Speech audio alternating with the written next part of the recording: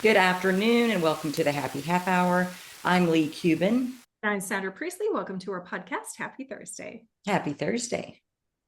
I am drinking, this is going to be a swing and a miss here, but I am drinking like just iced coffee, black iced coffee. And we are recording this at 2 o'clock in the afternoon.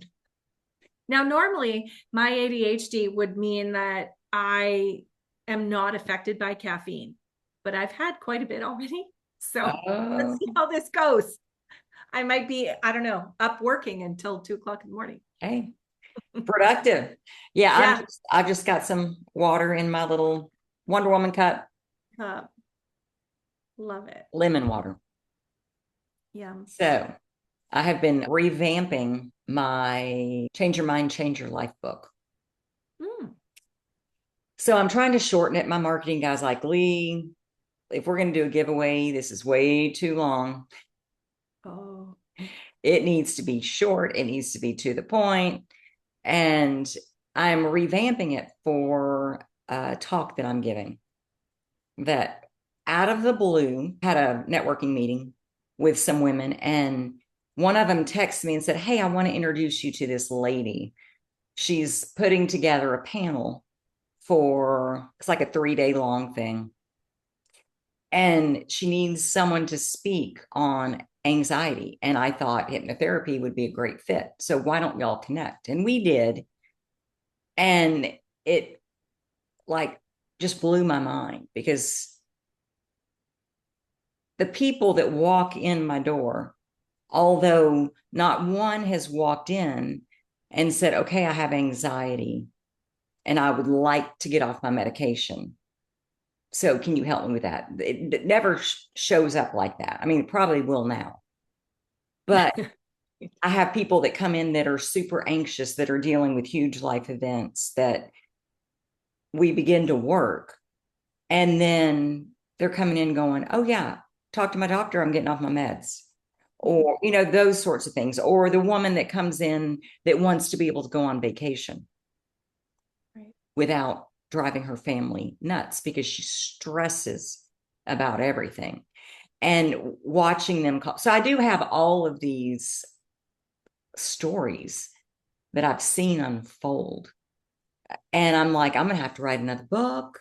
How am I gonna do this? And I'm gonna have to do it in 2 weeks. And then my marketing guy's like, Leigh, you have a book.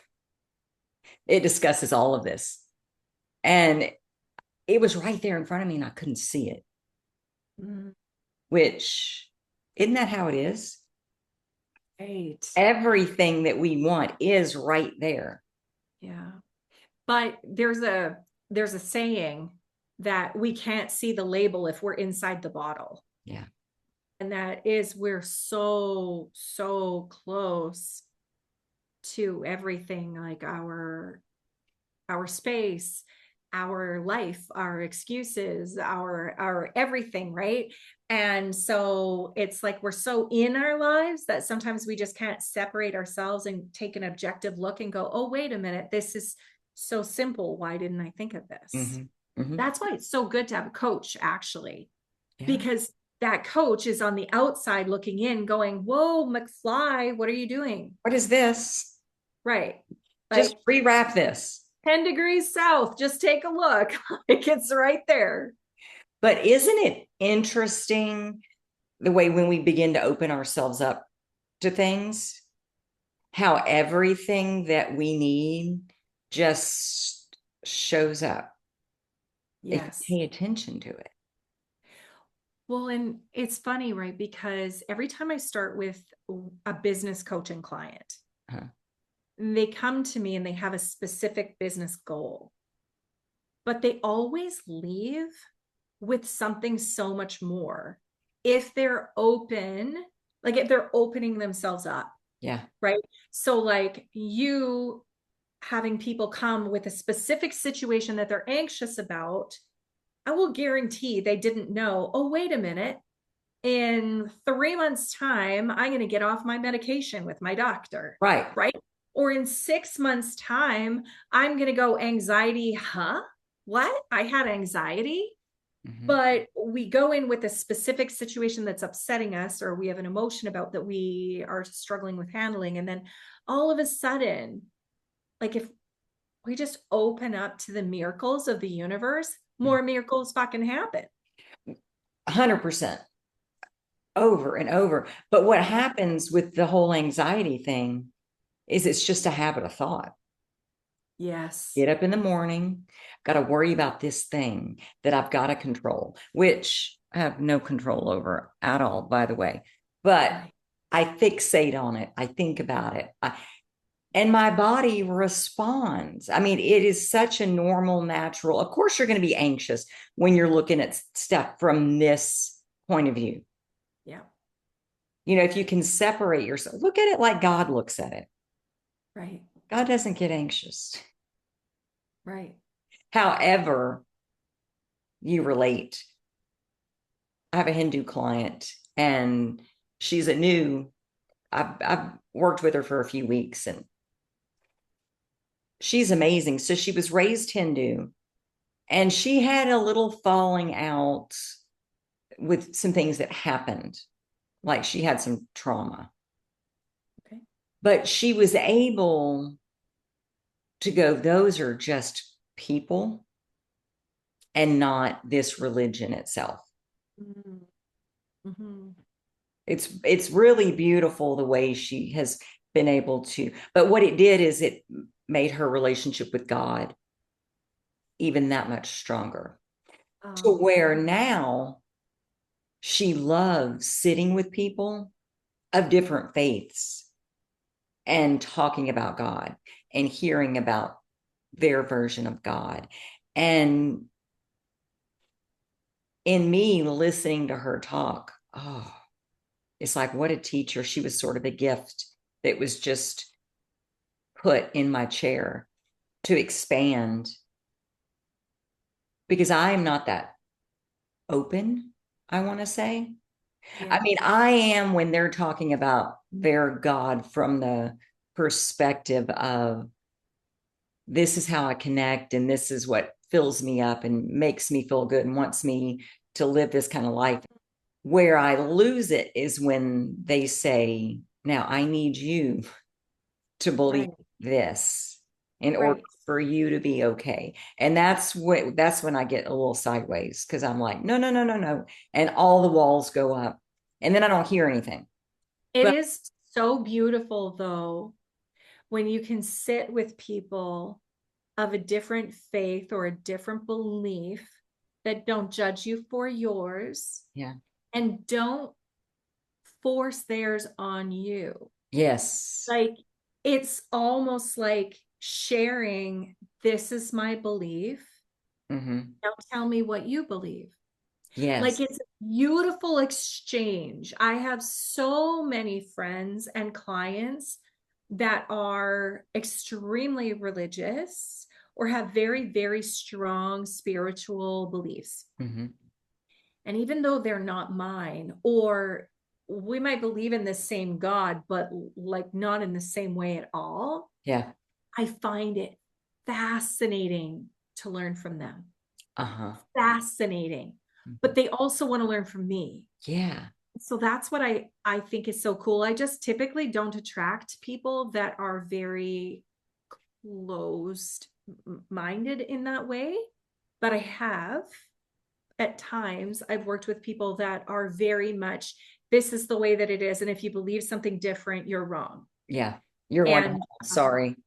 I, you know, graciously say that is your belief, right? Like I go back to Don Miguel, right? Like I go back to the four agreements. This is a belief that you have. It's an Yeah. agreement that you made that you have Yeah. not questioned yet, and I'm okay with it.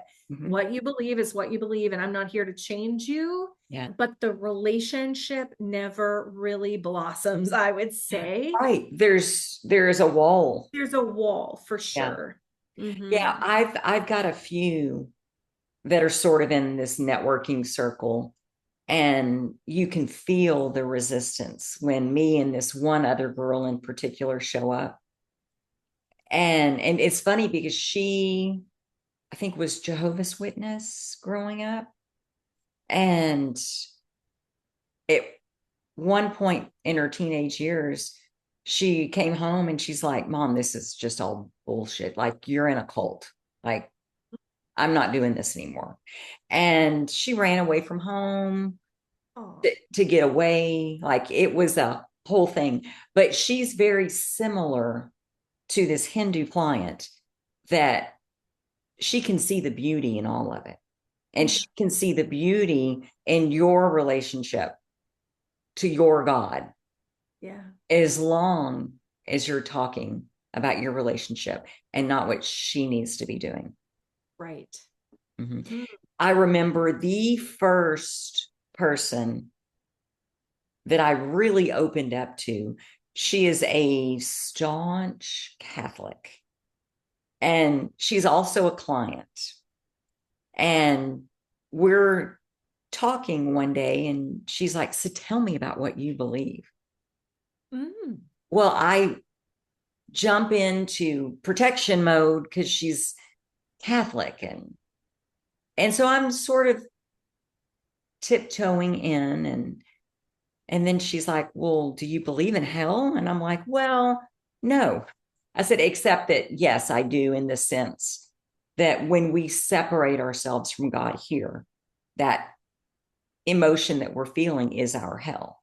So when we're Oh, doing things that aren't in alignment with our soul's purpose, where we could truly go, that feeling of disconnection, that's hell. yeah. And we had this amazing discussion. She would tell me about things she believed, and I would tell her about things I believed, but neither one was trying to convince the other. Yeah. And I remember walking away from that. And I think we probably even talked about it because it's been several years ago, that I felt so grateful to have that space with her, like that she allowed me. And she loves me. She didn't, it wasn't a, oh, I can't talk to you anymore. I've seen who she is, and I've seen who her kids are. And she'll start telling me about how she's raised her kids. Like, you don't get to judge what anybody else is doing. You don't get Mm. to judge their path, their walk, their, like, you have to love them. But this is the way we do it. Yeah. Yeah, this is the way we live, but you can't expect everyone to live like this. You know, this is the connection challenge. I'm just like, I'm listening to you the entire time, but this is the connection challenge, right? This is the book that you wrote. This is the connection challenge. This is, I just feel like when you can connect to people soul to soul Mm-hmm. and understand who they are without judgment, without reserving opinion, Yeah, just like really understanding them and how they work and how they think and what their life has been like. We have, when we're open to it, we have such a deeper ability to connect, yeah, but a deeper empathy and connection to that person, right? And I also think that when we can open ourselves up like that, we have the ability, then we set the stage to break beliefs that are no longer serving us so that we can see that we've held for so long. So, again, back to Don Miguel, right? We have these, we make these agreements, we have these beliefs, sometimes from 0 to 2 years old, yeah, and we carry them along without challenging them until something happens where we can decide, do we want to keep this? Is it still serving us? Or do we want to discard it and think of something different? So as I'm speaking here, all I keep thinking is connection challenge, right? Connect people together yeah, with no judgment. And that might challenge the beliefs you have so that you can yeah. pick up others that are like helpful in your next self. Mm-hmm. And the more open we are, the more of those little things will be dropped, dropped in. Yeah. I love feng shui, and it's so fun because just this week I've done two separate houses, and they're for clients Right. that are both starting businesses. They're my Mm. hypnotherapy clients. And so as we're chatting, and I'm like, send me your floor plan. And then I'm like, you know what? Let's do your session at your house. Oh, cool.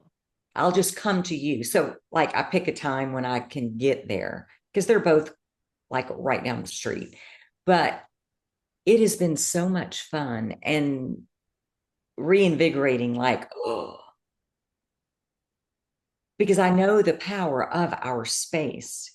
And now, where I used to wonder if it was witchcraft because, they call me a witch, Yeah. but now I know it's just our attention to what we want. So when they're saying there's not enough money, I need more money, and we go and we work in the wealth area, and I see some issues and we correct them. And then all of a sudden they're like, oh my God, I just found like $5,000 I didn't know I had. Was it witchcraft? No. It was already sitting right there in front of them. They didn't have the eyes to see it because they didn't think it was there, because they were so busy telling the story of not enough. If you're telling the story of not enough, you're not going to see the money sitting in front of you. But it's really just about allowing the universe to bring Yeah. blessings to you, Yeah. and that you stop cock blocking it. Like, really, right? It is. That's what it is. Because I always say, we manifest what we believe Mm-hmm. and who we are. Mm-hmm.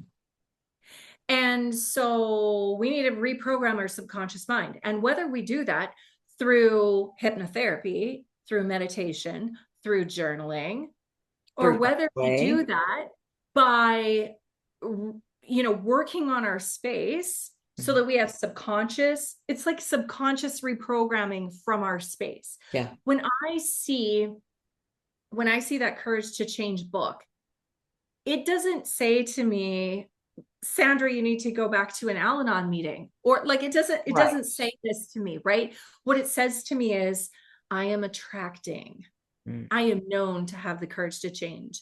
My family members in this house are known to have the courage to change.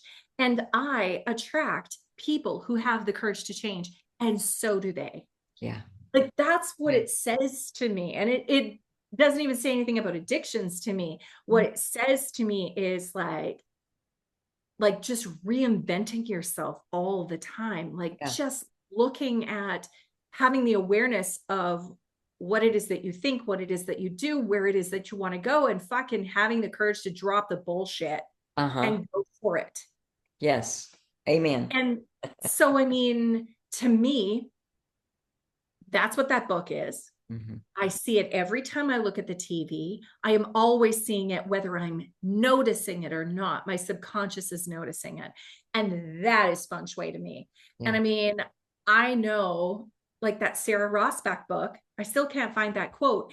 But what she said was, after all of these years and all of these trainings that I've taken from very, impressive feng shui experts, I still don't know why it works, but I know that it does.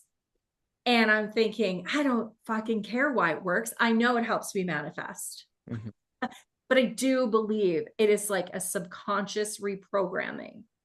Well, That's what it's like to me. it's putting we are saying, I'm putting this thing in my space to remind me of this thing that I want to create. So subliminally, every time we look at that thing, we are Yeah. thinking of what we want. Now, as long as we don't think about that thing we want and then ache and go, Yeah. why isn't it here? Because Right. that's going to keep it from us as well. Well, we're getting stuck in the story of what we don't want, right? Because if we go back to my business example, Yeah. if I had said, okay, universe, bring me like some amazing idea, tell me what I need to do. And then I started to strangle the piss out of it, going, where is it? I don't see any messages. I'm sitting alone in my house. I see nothing. No one's phoning me. I'm not getting any emails. Where in the fuck am I going to find this? I'm not watching TV. I'm just sitting in the dark. Nothing is coming. Why isn't it showing up? I would get stuck in that story, and I wouldn't have ever had room for the thoughts of, fuck, I haven't done a consult in a long time. Hmm. Maybe I Interesting. Why should. don't I do that? I love it. Why don't I change my space? Right? Like, so it's just more the story when we get stuck in why isn't it here yet? Oh, it is. And if anyone that's struggling with anything would stop and take an honest assessment, they don't have to say it to anybody, they don't have to admit it, but make an honest assessment of what thoughts am I thinking the majority of the time? Am I feeling open and free and excited about all the stuff I don't know that's out there that's coming? Or am I sitting here bitching and moaning and whining because this isn't here and this isn't here and this has never been here and I'm just going to be without it forever? And we get what we think about. And when we're Right. thinking about the crap, that's what's showing up. Well, it's our own internal algorithm. I mean, we can bitch about the Facebook and the Instagram algorithm and the shit that we see in our news feed, because that's what we're entangling with. I mean, if we pause on something shitty, we're going to see more of those shitty things show up in our Facebook feed because that's the way the algorithm works. But the universe works in the same way. We have our own Exactly the internal same. algorithm. It's the same. So if we think shitty thoughts, shitty things are going to happen. Like, it's just, we're going to see more shitty things. Like, our brain wants to be right. Our ego wants to be right. So it's going to look for it. Yeah. Like, But I it's would, hard for people to hear that oh and yeah, get it because I didn't do this. And it's like, well, no, not intentionally. right. But you were trained into that model of thinking, which Yes. it is my belief that there are people up there pulling the strings that want us stuck Yeah. in that system. I might Right. be wrong. I don't know that Yeah. as fact, but it just seems like there are so many people in society that live like that. And there Yeah. are people that benefit from others living like that. Yeah. Now, I For would sure. like to wake the whole world up and go, come on, guys, I know. let's Well, go. I have been talking about my algorithm. I have been, my daughter sends me TikToks all the time. And so even though I'm not on TikTok, it was interesting because I've been speaking, or I do speak a lot about manifestation, feng shui, that sort of thing. I'm getting a lot of manifestation stuff show up Mhm. on my newsfeed and TikTok. And this one chick, I'm really sorry, no idea what her name is, but she was talking about how she just has this like almost delusional belief that it's all working out. And yes, and so she was telling me that, or she was telling me, no, she wasn't. She was on, doing her video. So she was saying that she has two young kids, a daughter and a son. And the daughter was feeling very left out at school, and her friends weren't treating her very well. And I can't remember the thing with her son, but her son had something going on too. And so she said, she started talking to them like, we're going to live in this delusional state of, these girls love me. These girls are going to include me. These girls just are obsessed with being my friend. And we're going to live in this delusional state. And so, she said her daughter was like, okay, sure, mom, but they're still not talking to me. But she kept holding that belief for her. Oh my gosh, I'm so excited. She's going to go to school and they're going to love her and cherish her and see her gifts. And she's going to come back, and I can just picture her coming back so excited because these friends were amazing to her. Now, in the meantime, I'm going, mother, let's go beat up these girls. Like, I'm just, anyway, just kidding. But so she said her daughter came back and said, and she goes, so how did it go? And her daughter's like, they're still not being nice to me. She said, I know this is hard, but we need to stay delusional. And when we do, things will shift. And the difficulty is staying through the hard period, because usually it gets harder before the magic happens. Yeah. And so she said she wasn't sure if her daughter was really there, but she was absolutely delusional enough for the both of them. and things started to shift in the friendship. And they started to just see her beauty and her greatness. And they started to appreciate her in the ways that she always dreamed that she would be appreciated and included. But she said it was what it takes is that delusional, unwavering belief that it's all going to work out. Yeah. And sometimes, it's like it doesn't look like it's going to. Mm-hmm. Yeah. But we could stay in the vibration, the frequency of miracles. I think we get this or something better. I've seen it too many times for it to not be true. There was a guy that used to work with me years ago. He was probably 10 years older. So I'm like a teenager at the time. I'm answering phones at a car dealership. And this guy was the most beautiful, like appealing, like to look at. But I couldn't stand him. He, like, I mean, before I got to know him, I was like, oh my God, he is so fine. I mean, Wow. he's like, he was much older than me. I was a teenager. He was a mid-20s. So Okay. it wasn't like it was appropriate Right. to date or anything like that. But as I got to know him, I was like, oh my God, this guy's the most annoying idiot on the planet. He was in NA, like he had just gotten out of treatment, and I guess he had a really hard life, and I didn't like him. I didn't really want to look at him when I had to look, like because he was just would grate my nerves. But he would show up happy, and he did not give two shits about me as far as he was not seeking my approval. But every time he would show up needing something or whatever, he was just so gracious and happy. And well, what it turned into was a love, not a love, but as a humanity. Like I just saw him as this light. And it transformed him into this gift. And then I could see like the hell that he had been through and overcome,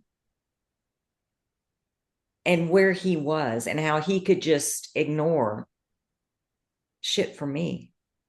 Right. Like it didn't matter. Not that I don't think I was particularly vocal, like, hey, dude, I hate you. Stop talking Yeah. to me. But people feel that stuff. Right. But it didn't phase him. And he was so kind. And I'll never forget him as long as I live. But it's like, that's what I'm going to be like. Mm. Where Mm. I can ignore the little assholes Yeah. that are doing their thing and just love them anyway, Yeah. where they're at. They don't have to Oh, love me. love it. I am not there yet. That would be lovely though. Like it's a new goal of mine, possibly, because for right now, I just sort of think, okay, if you're not showing up in the way that really benefits me, I'm just choosing to not go there. Well, and I'm like that with some people too. Yeah. If being with you disrupts my well-being, Yeah. I might just choose to not Right. be there. Now, there are some people that don't disrupt me at all, but there are others that I can be around that it will energetically, I'm a mess when I Yes. step away from. And I'm like, and that's about me. It has nothing to do with them. But it's like, Yeah. okay, how do you strengthen that piece in you to where then they don't affect you? Exactly. Exactly. And that's a We'll skill at figure it out. some point.